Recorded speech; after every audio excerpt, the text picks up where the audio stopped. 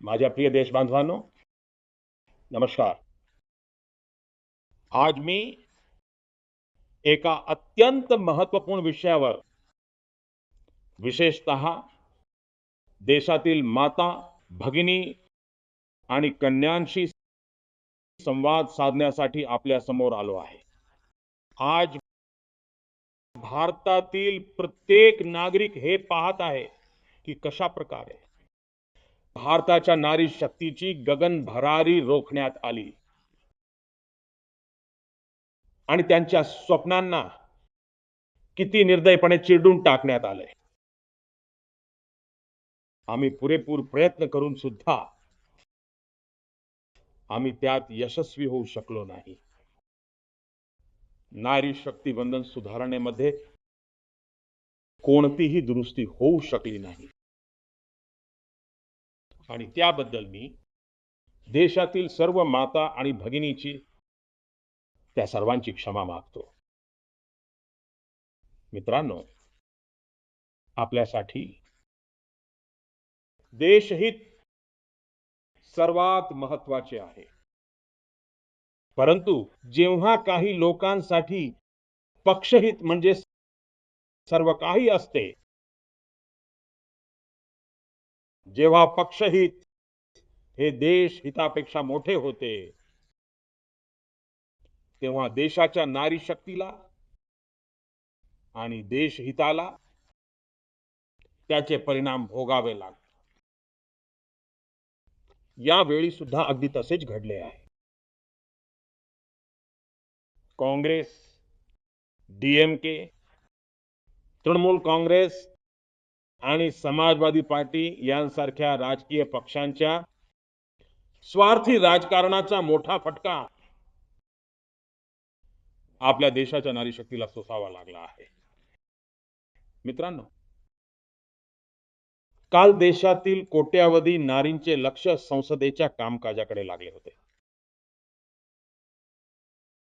देशाची नारी शक्ती हे सर्व पाहत होती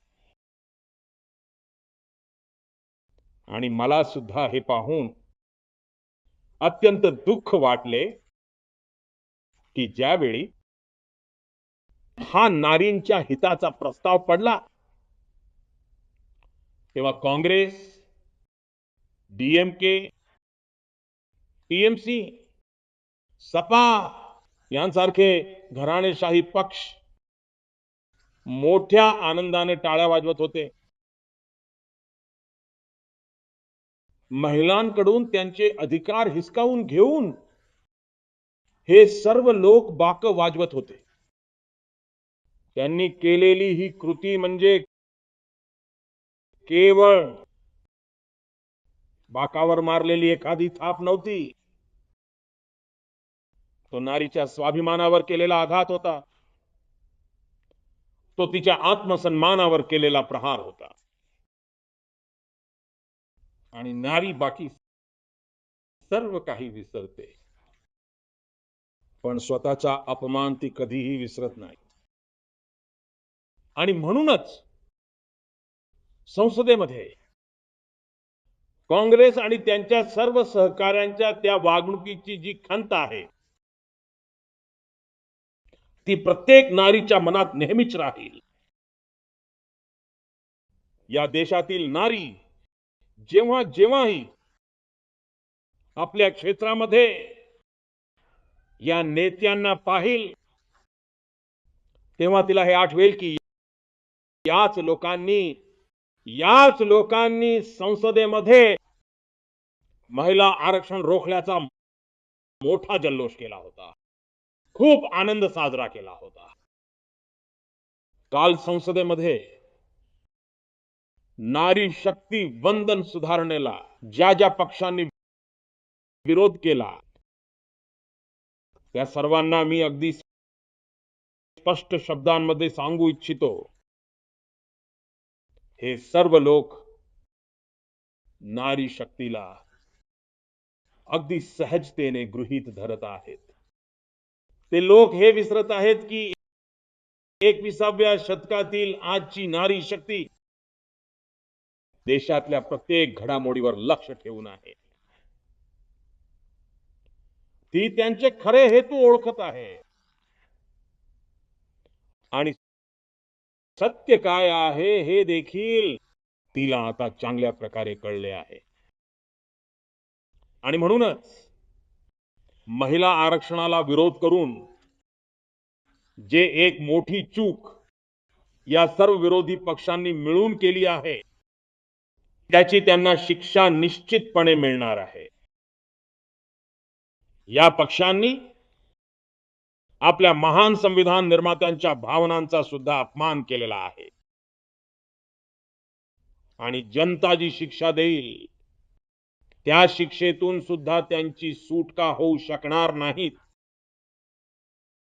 मित्रांनो, या सदनामध्ये ही जी नारी शक्ती वंदन सुधारणा आहे, ती कुणाकडूनही काहीही हिसकावून घेण्यासाठी नव्हती.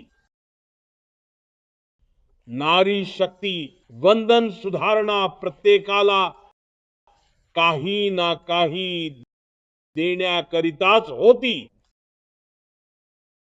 सर्वांना देण्यासाठीच ही सुधारणा होती.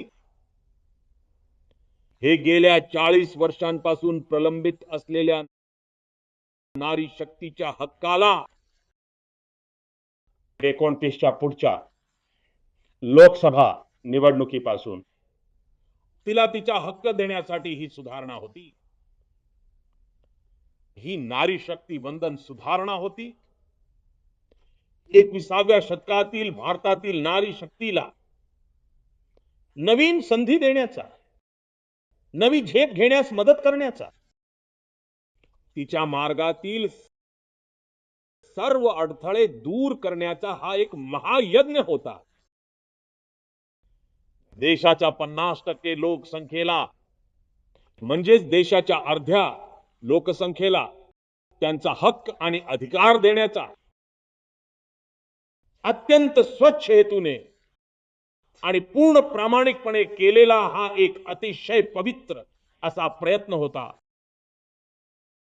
नारी शक्तीला भारताच्या या विकासाच्या प्रवासात एक सहप्रवासी बनवून सर्वांना एकत्र आणण्याचा हा प्रयत्न होता. नारी शक्ती वंदन सुधारणा काळाची एक अत्यंत मोठी मागणी आहे. हे नारी शक्ती वंदन सुधारणा उत्तर, दक्षिण, पूर्व, पश्चिम या देशातील सर्व राज्यांच्या प्रत्येक राज्याच्या शक्तीमध्ये समान रूपाने वाढ करण्याचा हा एक प्रयत्न होता. हा संसदेमध्ये देशातील सर्व राज्यांच्या आवाजाला अधिक शक्ती आणि बळ देण्याचा एक प्रयत्न होता.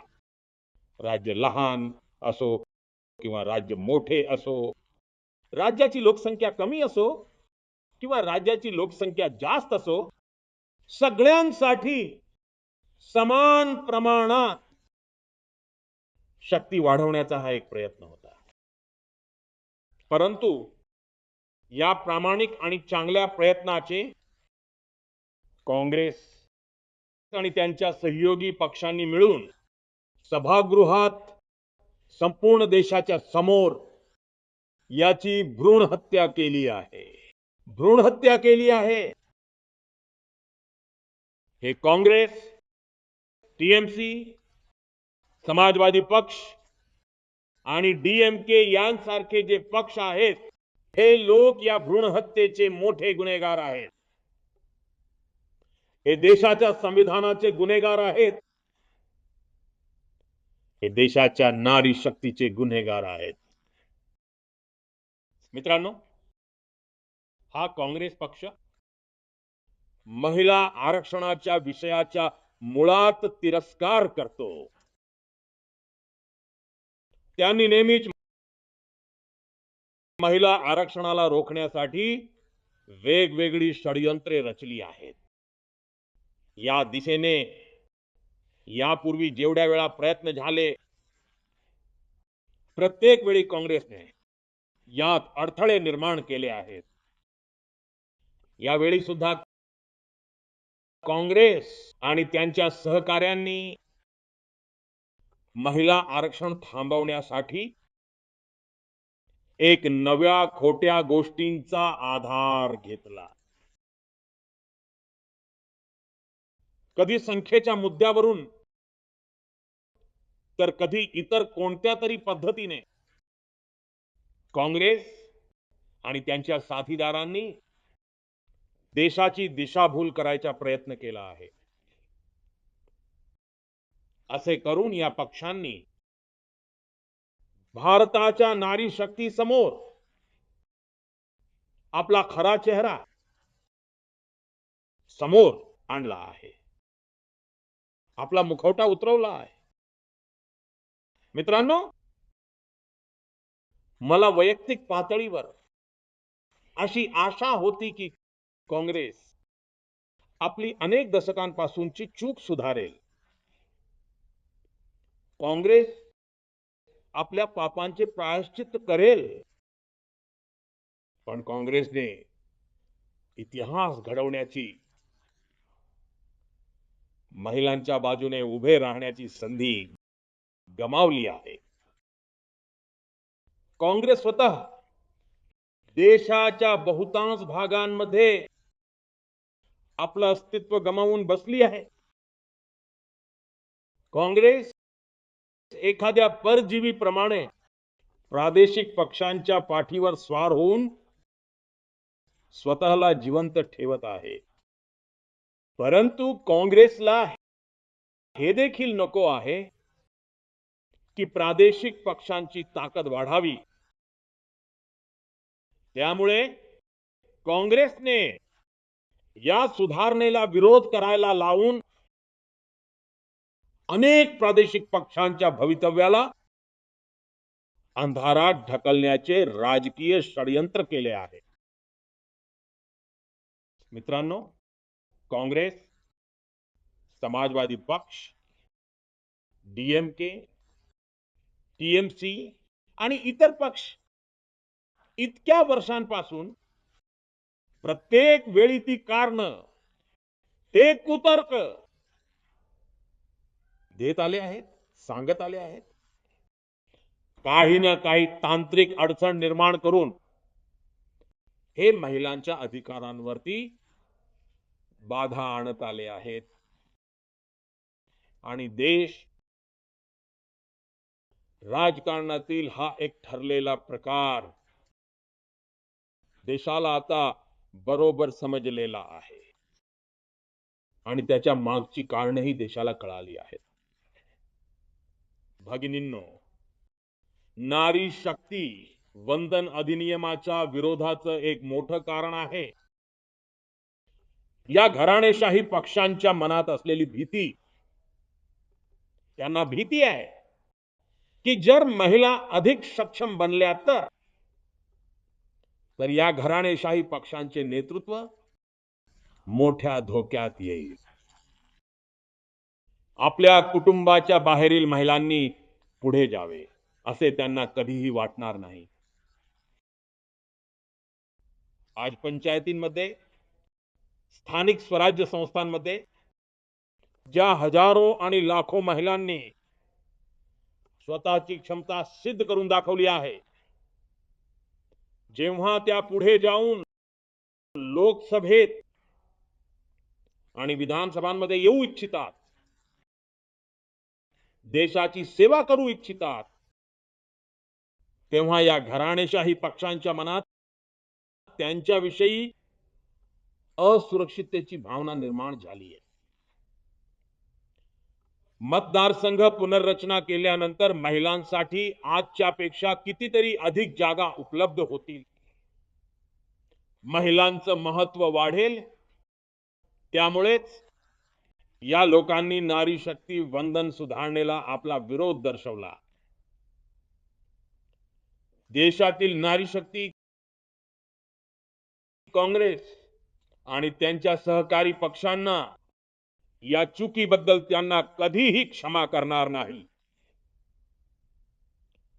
माझ्या प्रिय देशबांधवांनो, काँग्रेस आणि त्यांचे सहकारी पक्ष मतदारसंघ पुनर्रचनेच्या मुद्द्यावर सातत्याने खोटं बोलत आहेत. त्यांना या निमित्ताने देशामध्ये विभाजनाची आग भडकवायची आहे. कारण तोडा आणि राज्य करा. काँग्रेसने हे राजकारण इंग्रजांकडूनच वारसा हक्काने घेतलेले आहे. आणि काँग्रेस पक्ष आजही त्याच आधारावर आपली वाटचाल करत आहे.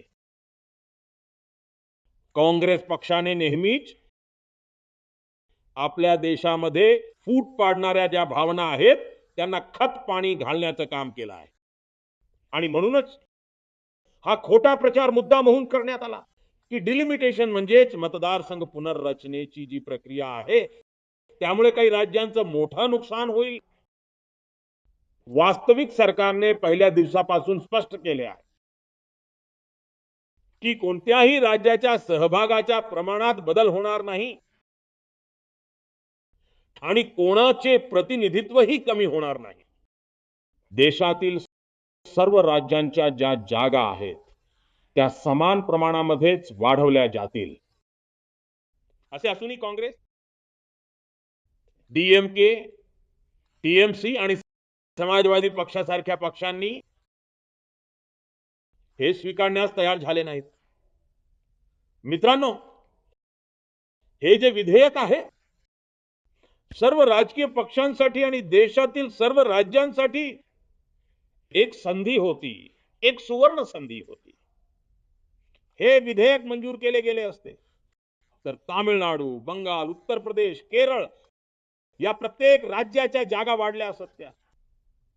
परंतु आपल्या अत्यंत स्वार्थी राजकारणाच्या कारणामुळे या पक्षांनी आपल्याच राज्यातील लोकांसोबत मोठा विश्वासघात केला आहे. उदाहरणार्थ, डीएमके पक्षाकडे एक संधी होती की ते अधिक संख्येने तमिळ लोकांना खासदार आणि आमदार बनवू शकले असते. तामिळनाडूचा आवाज अधिक प्रभावीपणे बुलंद करू शकले असते. परंतु त्यांनी ती संधी हातातून गमावली. टीएमसी कडे सुद्धा बंगालच्या लोकांना प्रगतीपथावर नेण्याची संधी होती. परंतु टीएमसीने सुद्धा ही संधी वाया घालवली. समाजवादी पक्षाकडे सुद्धा एक संधी होती की ते आपल्यावरील महिला विरोधी असा डाग आहे तो काही प्रमाणात कमी करू शकले असते. परंतु समाजवादी पक्षाने ही संधी गमावली. समाजवादी पक्ष तर लोहियाजींना केव्हाच विसरून गेला आहे. सपाने नारी शक्ती वंदन सुधारणेला विरोध दर्शवून लोहियाजींनी पाहिलेल्या सर्व स्वप्नांना त्यांनी पायदळी तुडवले आहे. समाजवादी पक्ष हा महिला आरक्षणाचा विरोधक आहे. ही गोष्ट उत्तर प्रदेशातील आणि संपूर्ण देशातील महिला कधीही विसरणार नाहीत. मित्रांनो, महिलांसाठीच्या आरक्षणाला विरोध करून काँग्रेसने पुन्हा एकदा एक गोष्ट सिद्ध करून दाखवली आहे. काँग्रेस सुधारणा विरोधी पक्ष आहे. 21व्या शतकातल्या विकसित भारताकरिता जे काही निर्णय, ज्या काही सुधारणा आवश्यक आहेत, देश जे काही निर्णय घेत आहे, काँग्रेस त्या सगळ्यांना विरोध करते आणि ते निर्णय फेटाळून लावते. त्या कामामध्ये अडथळा निर्माण करते. हाच तर काँग्रेसचा इतिहास आहे आणि हेच काँग्रेसचं नकारात्मक राजकारण आहे. मित्रांनो, हा तोच काँग्रेस पक्ष आहे ज्याने जनधन, आधार, मोबाईल आणि स्त्री शक्ती यांसारख्या गोष्टींना विरोध केला. काँग्रेसने डिजिटल पेमेंट्सला विरोध केला. काँग्रेसने जीएसटीला विरोध केला. काँग्रेसने सामान्य वर्गातील गरिबांसाठीच्या आरक्षणाला विरोध केला. काँग्रेसने तिहेरी तलाकच्या विरुद्ध असलेल्या कायद्याला विरोध केला. काँग्रेसने कलम 370 हटवण्याला विरोध केला. आपलं संविधान, आपली न्यायालय ज्या युनिफॉर्म सिव्हिल कोडला, समान नागरी कायद्याला, यूसीसीला आवश्यक आहे असं सांगतात, काँग्रेस त्याचा सुद्धा विरोध करते. सुधारणेचं नाव ऐकल्याबरोबरच काँग्रेस विरोधाचा फलक घेऊन धाव घेते. असं कुठलंही कार्य ज्यामुळे देश मजबूत होतो, काँग्रेस त्यात अडथळे निर्माण करण्यासाठी आपली पूर्ण शक्ती पणाला लावते.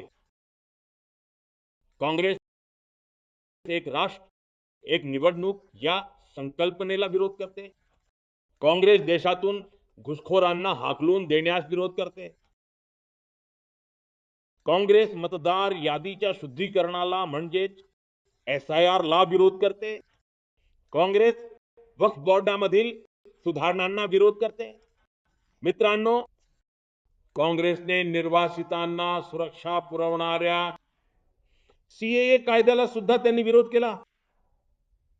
यावर खोटं बोलून, अफवा पसरवून देशात गोंधळ निर्माण केला. काँग्रेस माओवादी, नक्षलवादी हिंसाचार समाप्त करण्याच्या देशाच्या प्रयत्नांमध्ये देखील अडथळे निर्माण करते. काँग्रेसची नेहमी एकच पद्धत आहे, कुठलीही सुधारणा आली की खोटं बोलून भ्रम निर्माण करायचा. इतिहास याच्या साक्षी आहे. काँग्रेसने नेहमी हाच नकारात्मक मार्ग स्वीकारला आहे. मित्रांनो, असे कोणतेही कार्य देशासाठी महत्वाचा निर्णय असतो, काँग्रेस तो निर्णय कार्पेट खाली ढकलते. काँग्रेसच्या याच वागणुकीमुळे भारत विकासाच्या त्या शिखरावर पोहोचू शकला नाही, ज्याचा भारताला अधिकार आहे. स्वातंत्र्याच्या वेळी, त्या काळात आपल्या सोबत आणखीही अनेक देश स्वतंत्र झाले होते. बहुतेक देश आपल्यापेक्षा खूप पुढे निघून गेले आहेत. आणि याचं कारण हे होतं की काँग्रेस प्रत्येक सुधारणेला अडवून बसली होती. लांबणीवर टाकणं, दिशाभूल करणं, अडकवून ठेवणं हेच काँग्रेसचं तत्व होतं. हीच काँग्रेसची कार्यसंस्कृती होती. काँग्रेसने शेजारी देशांबरोबरचे सीमावाद प्रलंबित ठेवले. काँग्रेसने पाकिस्तान सोबत पाणी वाटपाशी संबंधित विवाद प्रलंबित ठेवले. काँग्रेसने ओबीसी आरक्षणाचा निर्णय 40 वर्षांपर्यंत अडकवून ठेवला. काँग्रेसने सैनिकांसाठी असलेले एक रँक, एक पेन्शन 40 वर्षे रोखून ठेवले होते. मित्रांनो, काँग्रेसच्या या अशा प्रकारच्या वृत्तीने नेहमी देशाचे खूप मोठे नुकसान केले आहे. काँग्रेसच्या प्रत्येक विरोधाने, प्रत्येक अनिर्णयाने, प्रत्येक कपट आणि कारस्थानाचा परिणाम देशाला भोगावा लागला आहे. देशाच्या पिढ्यांना भोगावा लागला आहे. आज आपल्या देशासमोरची काही मोठी आव्हाने उभी आहेत, ती काँग्रेसच्या याच वृत्तीमुळे निर्माण झाली आहे. आणि म्हणून तर ही लढाई केवळ एका कायद्यापुरती मर्यादित नाही. ही लढाई काँग्रेसच्या त्या सुधारणा विरोधी मानसिकतेच्या विरोधात आहे, ज्यामध्ये फक्त निगेटिव्हिटी आहे, नकारात्मकता भरलेली आहे. आणि मला यामध्ये कोणतीही शंका नाही की देशातल्या सगळ्या बहिणी आणि मुली काँग्रेसच्या या मानसिकतेला सडेतोड उत्तर दिल्याशिवाय राहणार नाही. मित्रांनो, काही लोक देशातील महिलांची स्वप्ने भंग होण्याला सरकारचे अपयश आहे असे म्हणत आहेत. परंतु हा विषय यशाच्या, अपयशाच्या किंवा श्रेयाचा नव्हताच. मी हे संसदेत सुद्धा सांगितले होते. अर्ध्या लोकसंख्येला त्यांचा हक्क मिळू द्या. मी याचे श्रेय जाहिरात प्रसिद्ध करून विरोधी पक्षातील सर्व लोकांना देईन. पण महिलांकडे प्रतिगामी विचारसरणीने पाहणारे लोक तरीही आपल्या खोट्या म्हणण्यावर अडून राहिले, ठाम राहिले. मित्रांनो, नारी शक्तीला सहभाग मिळवून देण्याची ही लढाई कित्येक दशकांपासून सुरू आहे. गेली कित्येक वर्षे मी सुद्धा यासाठी प्रयत्न करणाऱ्यांपैकी मी एक आहे. कितीतरी महिला हा विषय माझ्या समोर मांडत राहिल्या. असंख्य भगिनींनी पत्रांच्या माध्यमातून मला या सर्व गोष्टी सांगितल्या आहेत. माझ्या देशाच्या माता, भगिनी, कन्यांनो, मला कल्पना आहे आज तुम्ही सर्वजण खूप दुःखी आहात. मी सुद्धा. तुमच्या दुःखात मी देखील दुःखी आहे. आज जरी विधेयक मंजूर करण्यासाठी आवश्यक असलेली 66% मतं आम्हाला मिळाली नसली तरी, पण मला हे ठाऊक आहे की देशाच्या 100% नारी शक्तीचा आशीर्वाद आमच्या पाठीशी आहे. मी देशाच्या प्रत्येक नारीला हा विश्वास देऊ इच्छितो की आम्ही महिला आरक्षणाच्या मार्गात येणाऱ्या प्रत्येक अडथळ्याला संपुष्टात आणू, त्याला दूर करूनच राहू. आमचे मनोबल देखील मजबूत आहे. आमची हिम्मत सुद्धा अतूट आहे आणि आमचा निर्धार देखील अढळ आहे. महिला आरक्षणाला विरोध करणारे जे पक्ष आहेत ते देशाच्या नारी शक्तीला संसद आणि विधानसभांमध्ये त्यांचा सहभाग वाढवण्यापासून कधीही रोखू शकणार नाहीत. फक्त योग्य वेळेची प्रतीक्षा आहे. नारी शक्तीच्या सक्षमीकरणाचा आमचा भाजप आणि एनडीएचा संकल्प हा अतूट आहे. काल आमच्याकडे पुरेसे संख्याबळ नव्हते, परंतु याचा अर्थ असा होत नाही की आमचा पराभव झाला आहे. आमचे आत्मबळ हे अजिंक्य आहे. आमचे प्रयत्न कधीही थांबणार नाहीत. आमचे प्रयत्न कधीही थकणार नाहीत.